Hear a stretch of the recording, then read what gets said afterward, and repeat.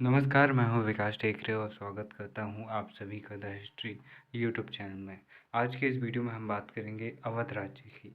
हमने पिछले वीडियो में देखा था कि किस तरह से बक्सर के युद्ध में अवध के जो नवाब रहते हैं शुजा-उद-दौला, वो भी त्रिगुट में शामिल होते हैं, जहाँ पर मीर कासिम और मुग़ल बादशाह शामिल होते हैं और शाह आलम द्वितीय, और यहाँ पर तीनों बक्सर के युद्ध में अंग्रेज़ों से हारते हैं।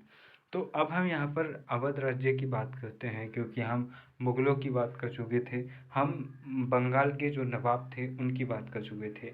अब हम यहाँ पर अवध राज्य की बात करते हैं। तो अवध राज्य के संस्थापक थे सआदत अली खां और फर्स्ट, और 1722 से 1739 ईस्वी तक इनका टाइम पीरियड रहता है। और सआदत एक शिया मुस्लिम थे और दुरानी गुट से संबंध रखते थे, और बुरहान उल मुल्क की उपाधि लेकर ये जो अवध क्षेत्र है वहाँ पर एक स्वतंत्र राज्य की स्थापना करता है। मुगल शासक मोहम्मद शाह रंगीला के समय इसने स्वतंत्र राज्य की स्थापना की थी 1722 ईस्वी में, और इसका वास्तविक नाम था मियाँ मोहम्मद अमीन। क्या था? मीर मोहम्मद अमीन। इसकी राजधानी यह फैज़ाबाद बनाता है, और स्वतंत्र राज्य की स्थापना के बावजूद सआदत ने मुग़ल राज्य से संबंध नहीं तोड़े, ठीक वैसे ही जैसे मुर्शिद कुली खां नहीं तोड़ता है, और जैसे दक्षिण में जो निज़ाम उल मुल्क है वह नहीं तोड़ता है। तो यहाँ पर वह मुग़ल राज्य को नजराना भेजता रहा, और ज़रूरत पड़ने पर बादशाह के आदेश पर बादशाह की सेवा भी करता था। यह चिंगलिस खां का प्रतिद्वंदी था, और 1739 ईस्वी में नादिर शाह के आक्रमण के समय सआदत ने नादिर शाह को दिल्ली पर आक्रमण करने के लिए उकसाया और अधिक धन मिलने का लालच दिया। यहाँ पर चिंगलिस खां कौन है? तो वही निज़ाम उल मुल्क है जो कि स्वतंत्र हैदराबाद राज्य की स्थापना कर रहा है, और वह नादिर शाह से समझौता कर लेता है कि भाई नादिर शाह तुम आक्रमण मत करो, 50 लाख रुपए हमसे ले लो। नादिर शाह वैसे ही खुश हो जाता है, क्योंकि 50 लाख रुपए उसके लिए बड़ी रकम थी। लेकिन यहाँ पर सआदत खां जो कि उसका प्रतिद्वंदी था निज़ाम उल मुल्क का, ये सोचता है कि भाई अगर यहाँ पर भी ये जीत गया तो मुग़ल बादशाह के सामने तो इसकी वाहवाही हो जाएगी, तो ऐसे कैसे हो सकता है। तो यहाँ पर भैया ये जो सआदत खां है, ये नादिर शाह से कहता है कि भाई 50 लाख रुपए में क्यों मान रहे हो, तुम मुग़ल राज्य पर आक्रमण करो, तुम्हें 20 करोड़ रुपए मैं दिलाऊंगा, तुमको वादा करता हूँ। अब जब ये धन की लालच में नादिर शाह दिल्ली पर आक्रमण करता है, तो उसे बहुत कम पैसे मिलते हैं, और वह यहाँ पर सआदत खां से पूछता है कि भाई 20 करोड़ रुपए कहाँ हैं हमारे, बताओ ज़रा, तुम बोल रहे थे ना 20 करोड़ रुपए दिलाओगे, वो कहाँ 20 करोड़ रुपए। तो यहाँ पर सआदत खां का भांडा फोड़ हो जाता है, और सबको पता चल जाता है कि सआदत खां की वजह से नादिर शाह ने भारत पर आक्रमण किया। अब सआदत खां इस बात से बहुत ही दुखी होता है, क्योंकि उसको शर्म आती है कि भाई वो किस हद तक गिर गया था, उसकी वजह से कितना ज़्यादा कत्लेआम दिल्ली में हुआ, और मुग़ल साम्राज्य की छवि को भी बहुत नुकसान हुआ। तो यहाँ पर सआदत खां आत्महत्या कर लेता है, और इसके बाद में सफदरजंग अगला नवाब बनता है अवध का। 1739 से 1754 ईस्वी तक ये नवाब रहता है। अब ये क्या रहता है, तो भाई अभी जो इससे पहले सआदतुल्लाह देखे हमने, उसका दामाद और भतीजा ये रहता है। चिंगलिस खां द्वारा मुग़ल दरबार छोड़ने पर मोहम्मद शाह रंगीला ने सफदरजंग को अपना वजीर बनाया। सफदरजंग और उसके उत्तराधिकारियों ने आगे नवाब वजीर की उपाधि धारण की। नवाब वजीर इसलिए क्योंकि भाई ये खुद नवाब भी हैं, और ऊपर से इनके पास में वजीर का पद भी है मुग़ल बादशाह का। अब 1748 ईस्वी में अब्दाली व मुग़लों के बीच हुए मणिपुर के युद्ध में सफदरजंग ने मुग़लों का साथ दिया, और इस युद्ध में मुग़लों की विजय हुई। यहाँ युग लिखा है, इसको ठीक करिएगा। इस युद्ध में मुग़लों की विजय हुई। आखिर मुग़ल शासक अहमद शाह ने भी सफदरजंग को अपना वजीर बनाए रखा, और अहमद शाह अब्दाली द्वारा 1754 ईस्वी में मुग़ल शासक अहमद शाह व वजीर सफदरजंग को पद से हटा दिया गया। अक्टूबर 1754 ईस्वी में सफदरजंग की मृत्यु हो गई, और शुजा-उद-दौला 1754 से 1775 अगला बनता है नवाब। और यहाँ पर हम देखते हैं कि इसने अपदस्थ मुग़ल शासक शाह आलम द्वितीय को संरक्षण दिया, पानीपत के तीसरे युद्ध 14 जनवरी 1761 में सूरजदौला ने शाह आलम सेकंड के साथ अहमद शाह अब्दाली का साथ दिया, क्योंकि मराठों द्वारा अवध राज्य पर चौथ वसूली के लिए बारंबार आक्रमण किया जा रहा था। इसलिए ये मराठों के विरुद्ध अहमद शाह अब्दाली का साथ देता है। सूरजदौला शाह आलम सेकंड तथा मीर कासिम के साथ मिलकर ये बक्सर का युद्ध 22 अक्टूबर 1764 में ईस्ट इंडिया कंपनी से पराजित होता है और अगस्त 1765 ईस्वी में कंपनी के साथ इलाहाबाद की संधि करता है। संधि के तहत सूरजदौला युद्ध हरजाना, इलाहाबाद और कड़ा का क्षेत्र कंपनी को देता है तथा अवध राज्य में कंपनी को करमुक्त व्यापार करने का अधिकार भी वह देता है। यहाँ पर यह भी ध्यान रखना कि कंपनी अगर चाहती तो अवध जैसे राज्य को वो बहुत आसानी से अपने क्षेत्र में पूरी तरह मिला सकती थी, लेकिन कुछ क्षेत्र लेकर ही कंपनी यहाँ संतुष्ट होती है। तो इसके पीछे भी उनकी एक रणनीतिक चाल होती है, क्योंकि अवध को अगर मिला लेंगे तो फिर मराठे खतरे बन जाएंगे। इसलिए मराठों और सिखों के बीच में अवध को एक बफर स्टेट के रूप में रखते हैं अंग्रेज। अगर इस समय पर अगर कोई बड़ा राज्य वो अधिग्रहित करते हैं अवध जैसे राज्य, तो सिखों और मराठों की तरफ से प्रतिशोध उन्हें देखने को मिल सकता है, क्योंकि इस समय पर मराठे और सिख दोनों की शक्तियों का विकास चरम स्तर पर पहुंच गया था। अब सूरजदौला शाह आलम सेकंड तथा मीर कासिम के साथ बक्सर के युद्ध में इंग्लैंड से ये पराजित होते हैं ईस्ट इंडिया कंपनी से, और संधि के तहत ये अपने राज्य के कुछ क्षेत्र कड़ा और इलाहाबाद जैसे क्षेत्र कंपनी को देते हैं और कंपनी इस क्षेत्र में करमुक्त व्यापार भी करती है, यानी कि अब नवाब इन अधिकारियों पर टैक्स नहीं लगा सकता अंग्रेज व्यापारियों पर। 1772 ईस्वी में मराठा शासक महादजी सिंधिया ने शाह आलम सेकंड को कंपनी के संरक्षण से मुक्त कर मराठों के संरक्षण में लाया और दिल्ली में मुगल शासक के रूप में स्थापित किया। इससे नाराज होकर बंगाल के गवर्नर वारेन हेस्टिंग्स ने शाह आलम की 26 लाख रुपए की वार्षिक पेंशन रोक दी। इलाहाबाद व कड़ा का क्षेत्र शाह आलम से छीन लिए और 1773 ईस्वी में वारेन हेस्टिंग्स ने सूरजदौला के साथ बनारस की संधि की और इस संधि के तहत कुछ शर्तें थी, जैसे कंपनी ने अवध की सुरक्षा के लिए अवध के खर्च पर यूरोपीय सैनिक टुकड़ी अवध दरबार में रखना तय किया, और दूसरा ये था कि वारेन हेस्टिंग्स ने सूरजदौला को 50 लाख रुपए के बदले इलाहाबाद और कड़ा का क्षेत्र बेच दिया। मराठों के आक्रमण के विरुद्ध रुहेला शासक हाफिज रहमत ने सूरजदौला के सैन्य सहयोग की संधि की थी, जिसमें शुजा और ईस्ट इंडिया कंपनी की सेना द्वारा रुहेला राज्य पर हुए मराठा आक्रमण को असफल कर दिया गया। मराठों के विरुद्ध सैन्य सहायता के बदले शुजा को रुहेला राज्य द्वारा धन देने के कारण शुजा ने 1774 ईस्वी में मीरनपुर कटरा के युद्ध में कंपनी की सेना के साथ हाफिज को पराजित कर मार डाला और रुहेला राज्य को अवध राज्य में मिला दिया। तो भैया यहाँ पर थोड़ा सा मैंने मिस्टेक भी किया। यहाँ पर देखो, मराठों से इन्होंने सुरक्षा करवाई, मराठे रुहेलखंड पर आक्रमण कर रहे थे, रुहेलखंड क्या तो उत्तर प्रदेश का जो थोड़ा सा उत्तरी क्षेत्र है ना, वो रुहेलखंड कहलाता है। तो यहाँ पर से जब आक्रमण हुआ तो यहाँ पर ईस्ट इंडिया कंपनी और सूरजदौला मिलकर मराठों को भगा देते हैं, हरा देते हैं। तो यहाँ पर रुहेलखंड का शासक जो पहले वादा करता है कि भाई तुम मेरी मदद करोगे तो तुमको बहुत सारा धन दूंगा, वह मुकर जाता है। तो यहाँ पर सूरजदौला कंपनी के साथ मिलकर रुहेलखंड के शासक को अच्छे से ही मुकर देते हैं और उसकी हत्या कर देते हैं, उसको हरा देते हैं। अब अगला नवाब बनता है आसफउद्दौला।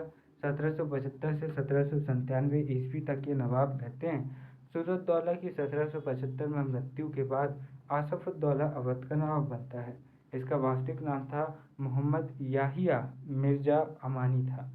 इसकी राजधानी फैजाबाद से लखनऊ बनाता है। तो ये भी ध्यान रखना कि कौन सा नवाब अवध में राजधानी फैजाबाद से लखनऊ बनाता है, तो बनाता है आसफउद्दौला। और यहाँ पर नवाबों की सबसे महत्वपूर्ण राजधानी थी और यहाँ लखनऊ को सबसे ज़्यादा समय तक ये जो नवाब रहते हैं लखनऊ में ज़्यादा विकास कार्य करते हैं। यही कारण है कि आज भी लखनऊ को नवाबों का शहर कहा जाता है। अब 1775 ईस्वी में कंपनी के साथ फैजाबाद की संधि होती है वारेन हेस्टिंग्स के साथ में, और यहाँ हम देखते हैं कि फैजाबाद की संधि के कुछ प्रावधान होते हैं, जैसे अवध दरबार में अवध राज्य के खर्च पर कंपनी की एक अतिरिक्त सेना की टुकड़ी रखा जाना तय होगा। नवाब के अधिकारियों की नियुक्ति कंपनी के रेजिडेंट की सलाह पर हो रही होगी और अवध राज्य में कंपनी के कर्मचारियों का निजी व्यापार करने की भी स्वतंत्रता होगी। आसफ-उद-दौला के समय ही गवर्नर जनरल वारेन हेस्टिंग्स ने अवध की बेगमों के साथ दुर्व्यवहार किया और उनके गहने और संपत्ति उनसे छीन ली। अब हम यहाँ पर देखते हैं कि ये जो संधि की शर्तें हैं, ये काफ़ी हद तक हमें वेलेजली की सहायक संधि की तरह यहाँ पर लग रही हैं। अब यहाँ देखिए, आसफ-उद-दौला लखनऊ में इमाम बाड़े का निर्माण करवाता है, जिसका वास्तुकार कौन था? तो वह था किफ़ायतुल्लाह खां। अब इसके बाद में 97-98 एक साल के लिए वज़ीर अली अगले नवाब बनते हैं और फिर उनको हटाकर सादत अली खां सेकंड अगले नवाब बनते हैं 1798 से 1814 ईस्वी तक, यानी कि 16 सालों के लिए। वज़ीर अली व सादत खां को नवाब बनाने में गवर्नर जॉन शोर ने अवध राज्य में हस्तक्षेप किया था। यह शोर की हस्तक्षेप नीति का अपवाद है, क्योंकि जो गवर्नर जॉन शोर है, ये ऐसा गवर्नर जनरल है ब्रिटिश काल का जो अपनी हस्तक्षेप की नीति के कारण जाना जाता है। ये किसी भी राज्य में हस्तक्षेप नहीं करता, लेकिन यहाँ पर यह करता है, जो कि एक अपवाद है। अब भारत में हस्तक्षेप की नीति का प्रतिपादक या समर्थक जॉन शोर ही था और सादत सेकंड ने अवध के राजा की उपाधि धारण की और यामन-उद-दौला नाम से वह शासक बनता है।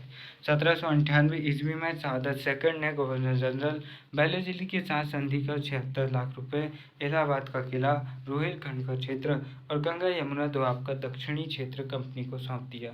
इससे अवध राज्य घटकर आधा रह गया। तो यहाँ पर नवाब बनने के बदले सादत सेकंड ने अपना आधा राज्य अंग्रेजों को दे दिया। तो ये थोड़ा अटपटा था यहाँ पर। 1801 ईस्वी में सादत खान ने वेलेजली के साथ संधि की और यह एक प्रकार से सहायक संधि थी, जिससे कंपनी का अवध पर और अधिक प्रभाव पड़ जाता है। हम देखते हैं कि 1798-99 में पहली बार हैदराबाद के निज़ाम से वेलेजली सहायक संधि करता है। उसके बाद में ये करते हैं, फिर हम देखते हैं कि जो पेशवा है वो करते हैं, पेशवा क्या नाम है उनका, बाजीराव सेकंड, वो करते हैं 1802 ईस्वी में। अब सादत अली सेकंड के बाद में गाजीउद्दीन हैदर खां 1814 से 27, नसीरुद्दीन 1827 से 1837, मोहम्मद अली 1837 से 42, अमजद अली 1842 से 47 और बाजिद अली शाह 47 से 56 अगले नवाब बनते हैं। ये सभी नाम मात्र के होते हैं, क्योंकि हम देख रहे हैं कि 1801 में सहायक संधि होने के बाद मात्र एक कठपुतली नवाब बनकर रह गए हैं। पूरा कंट्रोल किसके हाथ में आ गया है? अंग्रेजों के हाथ में, और नाम मात्र से ही इनका ये वंश चल रहा है। गाजीउद्दीन हैदर खान ने प्रशासनिक सुधारों से संबंधित होप्त कुजलूम नामक ग्रंथ लिखा। किसने? गाजीउद्दीन हैदर खान ने। बाजिद अली शाह अवध का अंतिम नवाब था और इसके समय नृत्य व संगीत का विकास हुआ और कथक तथा ठुमरी गायन काफ़ी प्रसिद्ध हुआ। कथक नृत्य जो कि उत्तर प्रदेश का राजकीय नृत्य भी है और शास्त्रीय नृत्यों में से एक माना जाता है, तथा ठुमरी गायन भी बहुत ज़्यादा यहाँ पर प्रसिद्ध बाजिद अली के समय पर होता है। बाजिद अली के समय पर ही ठुमरी पर दस्तूर-ए-वाजिदी नामक ग्रंथ पूरा होता है। ठुमरी गायन पर कौन सा ग्रंथ? दस्तूर-ए-वाजिदी पूरा होता है। वाजिद अली को अख्तरपिया या रंगीला शाह भी कहते हैं, क्योंकि इस क्षेत्र में इनकी बहुत ही ज़्यादा रुचि हमें देखने को मिलती है। किनकी? वाजिद अली शाह की। 1847 से 1856 इनका कार्यकाल रहता है। और इन्हीं से पहले हम देखते हैं कि जो 1720 से 1740 तक हम देखते हैं एक मुग़ल बादशाह मोहम्मद शाह रंगीला, वह भी कुछ ऐसे ही हरकतों के कारण प्रसिद्ध रहता है। उनके काल में भी हम देखते हैं कि नृत्य और संगीत फिर से एक बार जीवित होता है मुग़ल काल में। ऐसे ही भारत के इतिहास में, उत्तर भारत के इतिहास में खास तौर पर नृत्य और संगीत को फिर से एक बार स्थान देने का काम बाजिद अली करते हैं और ठुमरी गायन और कथक नृत्य काफ़ी प्रसिद्ध होता है और ठुमरी गायन पर ही दस्तूर-ए-वाजिदी नामक ग्रंथ लिखा जाता है।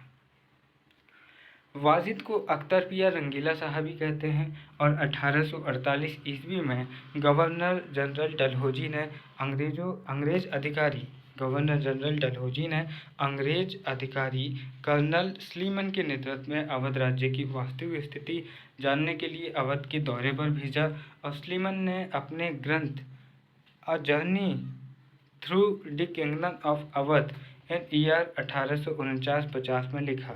क्या लिखा? स्लीमन ने अपने ग्रंथ अवध राज्य में व्याप्त प्रशासनिक अकुशलता, अवध राज्य की दयनीय स्थिति का चित्रण किया, लेकिन उसने अवध राज्य के विलय का विरोध किया। वह कहता है कि भाई है थोड़ी बहुत स्थिति खराब, लेकिन अभी इतनी बुरी स्थिति भी नहीं है कि इस राज्य को हमें अपने राज्य में मिला लेना चाहिए। साथ ही एक स्वतंत्र अंग्रेज बिशप मतलब जो चर्च के अधिकारी होते हैं, हैवर ने अवध राज्य का दौरा कर अपनी रिपोर्ट में उल्लेख किया कि व्यक्तिगत गैर सरकारी रिपोर्ट उसकी जो थी उसमें वह लिखता है कि अवध की स्थिति देखकर कोई यह नहीं कह सकता कि अवध में कुशासन है। यानी कि ब्रिटिश अब ये चाह रहे हैं कि अवध अब वो मिला लें। क्यों? क्योंकि मराठों को पूरी तरह से कमज़ोर कर चुके हैं, मराठों का काम अब हो चुका है, सिखों का काम भी अब हो चुका है। तो अब वो चाह रहे हैं कि कैसे न कैसे करके हम यहाँ पर अवध को भी मिला लें। और फिर हम देखते हैं कि 1854 में क्या करता है डलहौजी, जेम्स आउट्रम, यहाँ पर जो बिशप हैवर है वो आगे भी लिखता है कि अवध में कृषि और उद्योग धंधों की अच्छी स्थिति तथा सुदृढ़ आर्थिक स्थिति का वह उल्लेख करता है। डलहौजी ने 1854 ईस्वी में जेम्स आउट्रम को अवध में रेजिडेंट और जेम्स ने अपनी रिपोर्ट में कुशासन व दयनीय स्थिति का जिक्र किया। ठीक है, अब यहाँ पर डलहौजी इसको जानबूझकर यहाँ पर नियुक्त कर रहा है। ये डलहौजी का चाटुकार है। इन्होंने पहले नकली ऐसी रिपोर्ट तैयार करवाई कि भाई अवध में बहुत ज़्यादा घोटाला हो रहा है। हालांकि उसके बावजूद जो स्लीमन रहता है वह ये कहता है कि भाई थोड़ी बहुत दयनीय स्थिति है, लेकिन अभी विलय करने की आवश्यकता नहीं। जबकि जो बिशप हैवर है वो कहता है कि भाई देखकर पता ही नहीं लगता कि यहाँ पर स्थिति खराब होगी, क्योंकि यहाँ पर तो सब बढ़िया चल रहा है। लेकिन डलहौजी यहाँ भी हार नहीं मानता और वो यहाँ पर एक आउटरन नाम के एक रेजिडेंट को, एक अधिकारी को नियुक्त करता है। और फिर ये अधिकारी अपनी रिपोर्ट में कहता है कि भैया विलय कर लो।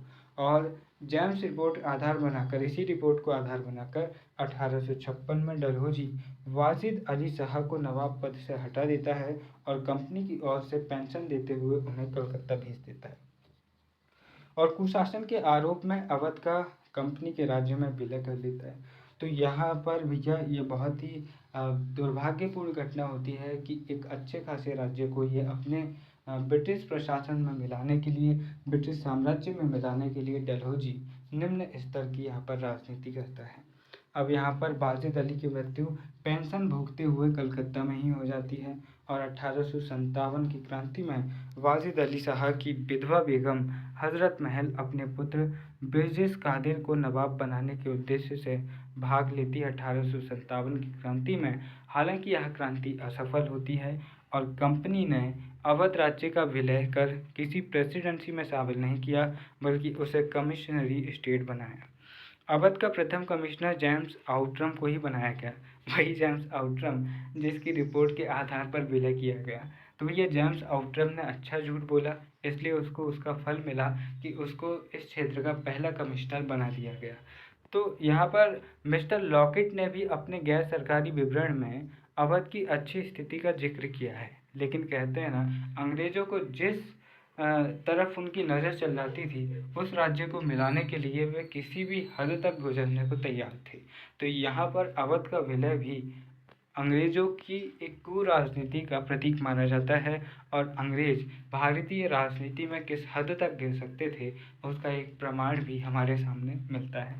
तो यहाँ पर हमने इस वीडियो में ये देखा कि किस तरह से अवध राज्य बना और किस तरह से सादत खान ने इस अवध राज्य को खड़ा किया और वाजिद अली शाह के समय से ही यह राज्य समाप्त हो जाता है। बिरजेश कादिर अंतिम नवाब तो होते हैं, लेकिन कभी वह नवाब की तरह स्थापित नहीं हो पाते हैं। तो फिर मिलेंगे अपने अगले वीडियो में, जहां पर हम बात करेंगे जाट राज्य की। तब तक के लिए नमस्कार, जय हिंद।